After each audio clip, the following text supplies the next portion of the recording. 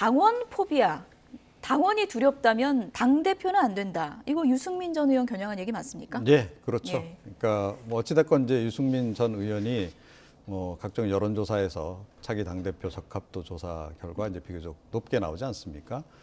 그런데 이제 보면 그 일반 국민들 여론하고 지금 국민의힘 지지층들 여론이 약간 좀 갈리고 있어요. 그래서 아마 그래도 당심을 이제 강조하는 쪽이 친윤계들로서는 더 유리하다 이렇게 판단해서 아마 지금 이제 이렇게 그 당원 당규 개정까지 하면서까지 100% 경선 룰로 이제 가려고 하는 게 아닌가 이렇게 좀 생각이 들고요. 그런데 이 똑같은 일이 2011년에 있었습니다. 그 당시 한국당 그러니까 그 당시에 이제 그 논란이 좀 있었던 바가 있고요. 그때 사실은 시도를 했는데 불발됐거든요.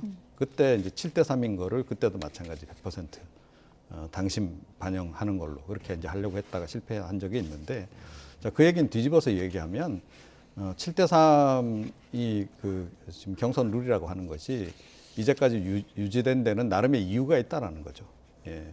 그러니까 민심을 반영을 그 정도는 해야 된다라는 인식이 있기 때문에 나름 이제 전통으로 세워서 이제까지 온 겁니다. 그런데 그럼 2011년 상황하고 지금 상황하고 지금 어떻게 보면 정치는 더 선진화됐다라고 봐야 되는 거고, 또 민심을 어떻게 보면 더 지금 각 당이 더 반영하려고 그 이후에 계속 또 노력해 왔다라는 거예요. 그런 흐름을 보더라도 그렇고, 이번 그 시도 자체는 그러니까 뭐 이게 제가 보건데 성공할 가능성이 높아요. 지금 친윤계 의도대로 당 지도부가 지금 구성이 돼 있기 때문에 다 처리가 될 것 같긴 한데, 이건 결국 결과적으로는 좀 시대 역행적인 그런 그 선택이다 이렇게 생각합니다. 2011년에는 왜 그 바꾸려고 했었던 거였죠? 그때도 마찬가지죠. 그때도 이제 보면 언제나 이제 그 전당대회 앞두고 당대표 경선 과정에서 개파, 그 당시엔 친이계 친박계 개파 갈등이 굉장히 심할 때였기 때문에 그때 이제 서로 이제 어찌됐건 뭐 그 당권을 쥐고 있는, 기존에 쥐고 있는 주류 입장에서는 이제 본인들 위주로 계속 끌고 가기를 원하기 때문에 그렇게 이제 당원 개정을 이제 그때도 시도했던 바가 있고요.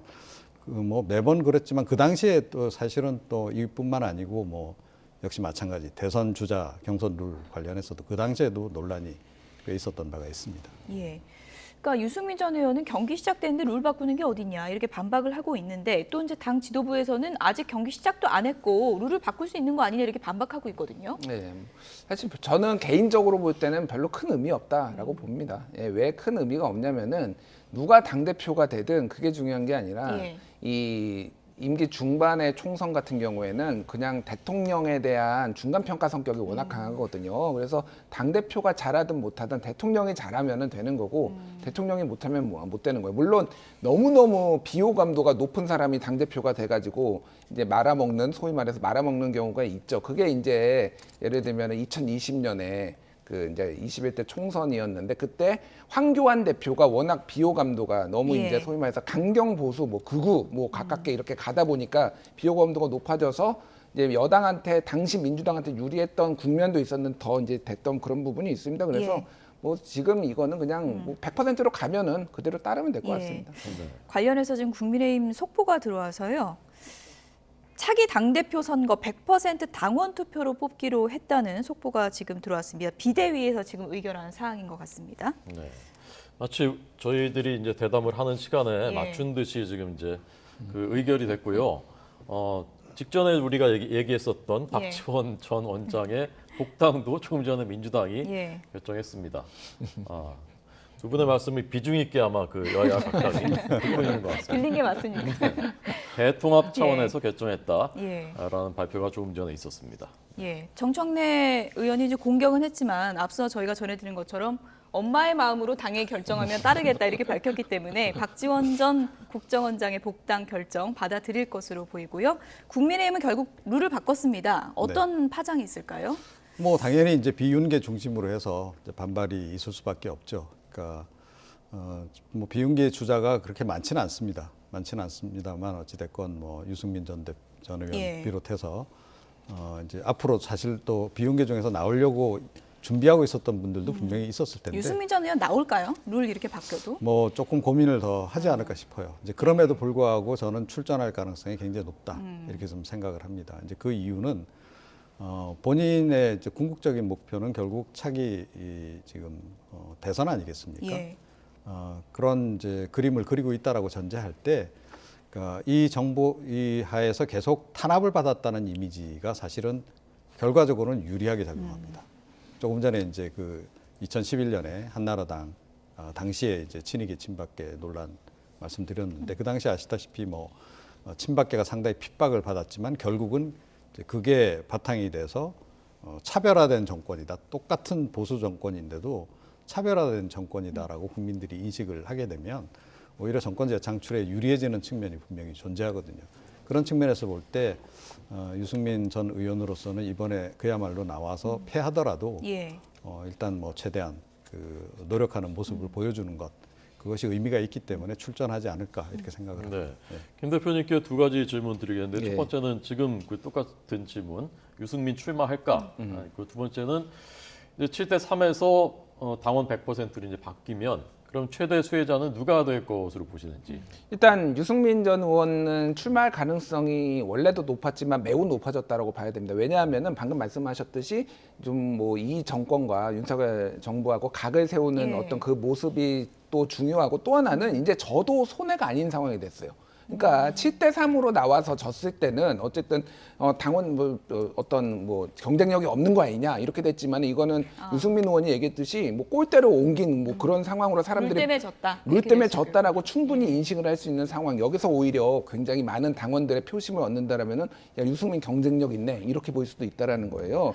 반대로 크게 참패를 하면은 그 정치적으로 크게 어떤 타격이 될 수도 있지 않을까요? 뭐 타격을 입을 수도 있지만 사실 유승민 전 의원은 잃을 게 별로 없는 분이에요. 현재는 이미 경기지사에서 져가지고 그것도 예. 이제 김은혜 자객론 뭐 이런 걸로 좀 많이 정치적으로 조금 서운함도 내비치고 그랬는데 잃을 예. 게 없기 때문에 오히려 과감하게 나설 수 있는 명분이 됐다라고 보면 될 것 같고, 가장 최대 수혜자는 사실은 저는 나경원 의원이 될 것 같아요. 나경원 전 의원이 저출산 고령사회 부위원장이 될 것 같은데, 왜냐하면은 여론조사 돌려보면은 국민의힘 지지층에서 어쨌든 나경원 의원이 제일 높아요. 여론조사 같이 보여주시면 좋을 것 예, 같네요. 예. 그래픽을 보여주시죠. 예, 나경원 의원 뭐 이제 순서가 뭐 바뀔 때도 있지만은 예. 뭐 나경원 이제 요거는 안철수 의원이 또 예. 높네요. 예, 그러긴데 어쨌든 나경원, 안철수 그리고 유승민 이런 순서들을 보통 있었거든요. 이 다음 그래픽을 보시면 그 여론조사에서는 또 나경원 의원이 예. 국민의힘 지지층만 놓고 보면 또 제일 높더라고요. 예. 그러니까 여론조사마다 좀 다르긴 예. 하지만은 나경원, 안철수, 뭐 유승민 뭐 이런 이제 순서대로 있고 그 외에도 이제 여러분들이 있는데, 그래서 예.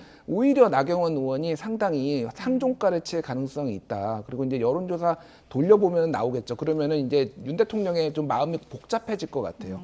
별로 이제 선호하지 않는 당대표가 나올 가능성에 대해서 어떻게 결단을 내릴 것인가가 좀 중요해진 것 같습니다. 윤 대통령이 선호하지 않는 당 대표인 건 맞습니까? 매우 유력하게 그렇게 어떤 알려져 근거, 있습니다. 어떤 근거로 예. 그렇게 알려져 있어요. 제가 뭐 이래저래 취재한 바도 그렇고요. 예. 그러니까 소위 말해서 친윤은 아니잖아요. 나경원 의원이. 그리고 지금까지 본인이 내 메시지도 그렇고 그렇기 네. 때문에 본인이 다음 공천에서 소위 말하는 윤석열의 사람들을 넣는데 나경원 의원이 별로 협조적이지 않을 것이다라는 관측들도 있고, 뭐 그거에 대해서 시그널도 그렇게 주고 있지 않기 때문에 오히려 타협할 가능성도 있어요. 그렇기 때문에 내가 가장 경쟁력이 있으니까 많이 그러면 하겠다라고 하면서 윤석열 대통령하고 타협할 가능성도 있는데, 일단은 관저로 초청을 아직 못 받아서 면접을 보셔야 되는데 뭐 이건 면접 논란도 있지만은 언제 뭐 초대를 받을지가 좀 그때가 분수령이 될 것 같습니다. 예. 어쨌든 지금 이렇게 여러 거론되는 분들 보면은 친윤 쪽은 교통 정리가 확실히 필요하다 이런 얘기가 많이 나오는데 예, 그렇죠. 결국은 윤심이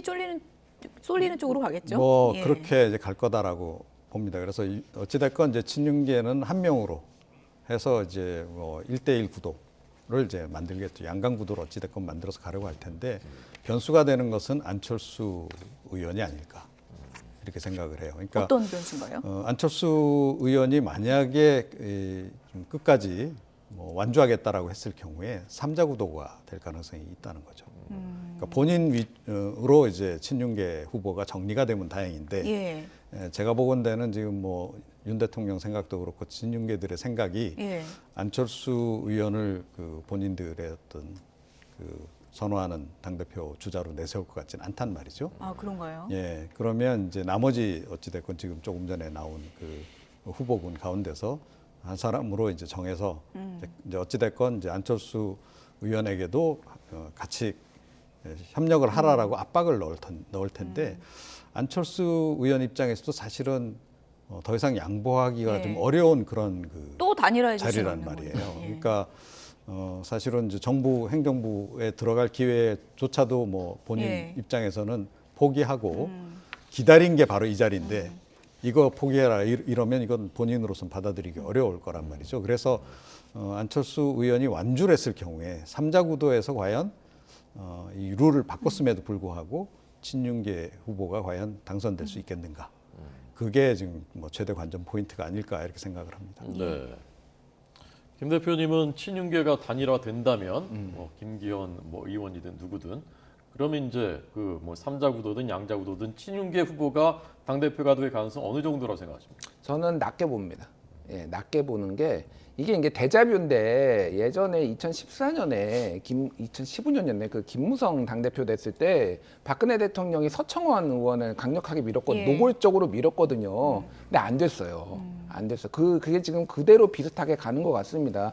그래서 뭐 당심으로 100% 했다라고 그러는데 그때 여론조사 보면은 김무성의 그 당심, 그러니까 당원 투표하고 여론조사하고 그렇게 큰 차이가 안 나요.